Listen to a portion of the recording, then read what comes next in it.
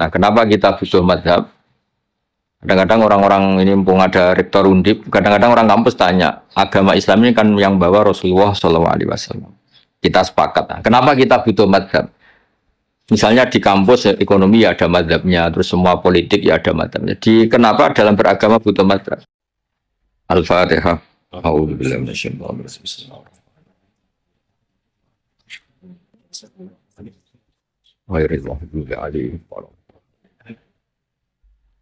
Ini didengerin mawon ini. Jadi tadi kan sanad kita ke Imam Syafi'i itu yang lewat Imam Muzani. Jadi sebetulnya Imam Syafi'i itu punya murid 3 yang terkenal. 1 Buaiti, siapa? Buaiti, 2 Muzani, 3 Robi. Cuma kebetulan yang mentadwin, yang membukukan, mendokumentasi itu namanya Imam Muzani. Sehingga sanad-sanad fikih kita ke Imam Syafi'i itu lewat Imam Muzani. Ya ini bukan kebetulan, tapi alhamdulillah ini ada Pak Rektor Undip biar tahu bahwa tradisi dokumentasi sebelum ada di kampus-kampus itu dulu pertama itu malah langsung Allah Subhanahu wa taala.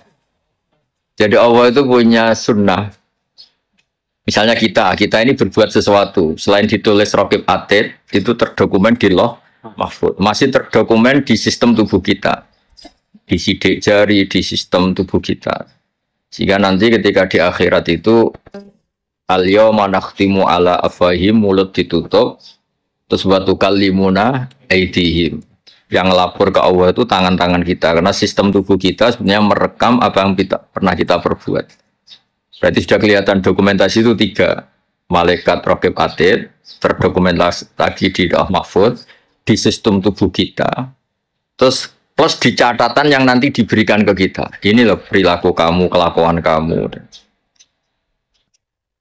Jadi dokumentasi itu penting. Nah dulu Imam Syafi'i itu punya murid yang terkenal itu 3. Yang lainnya cerdas mungkin atau tidak suka nulis.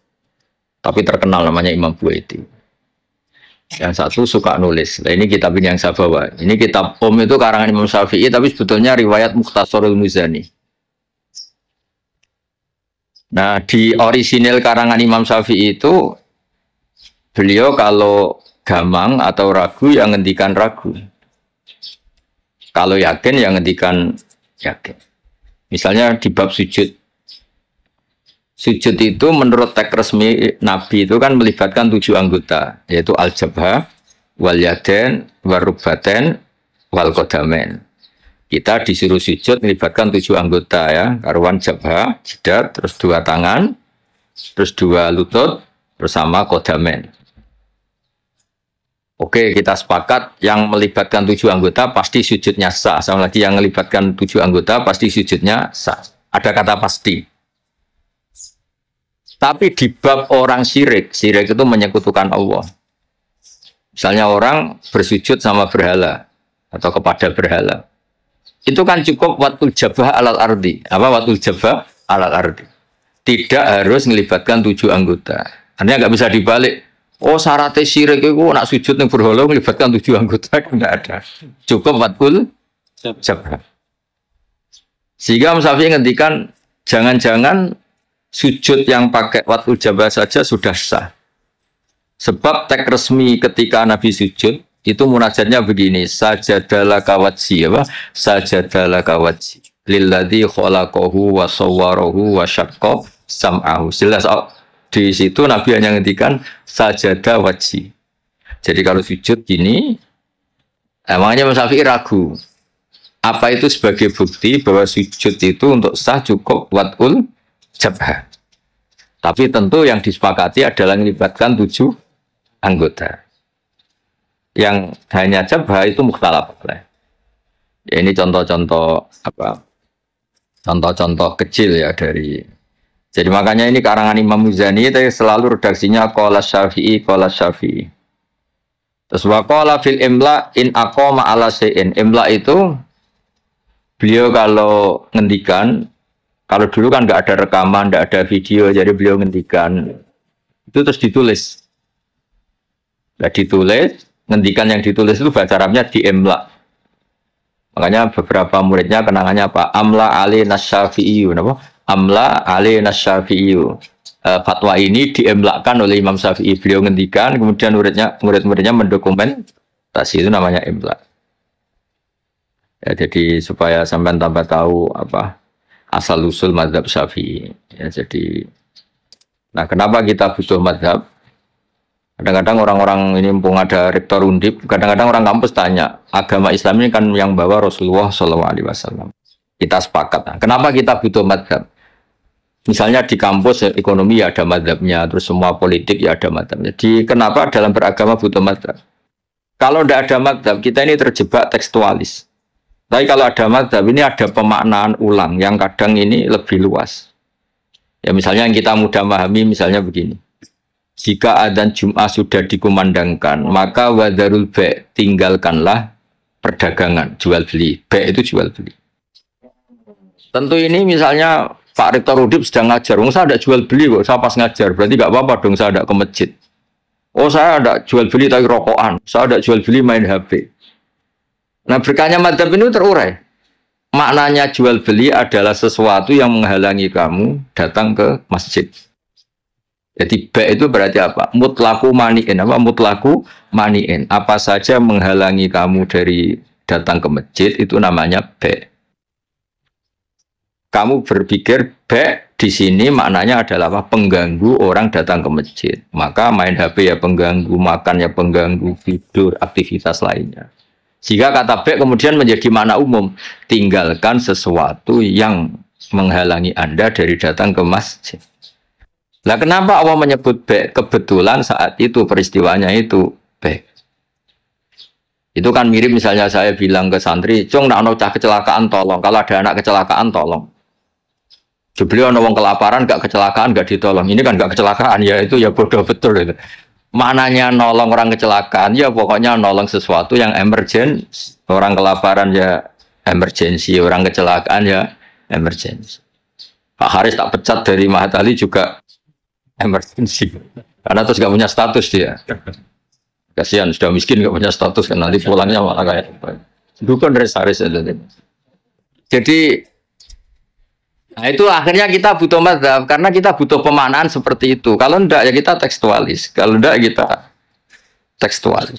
Makanya kita ini menolak paham tekstualis itu karena menjadi sempit.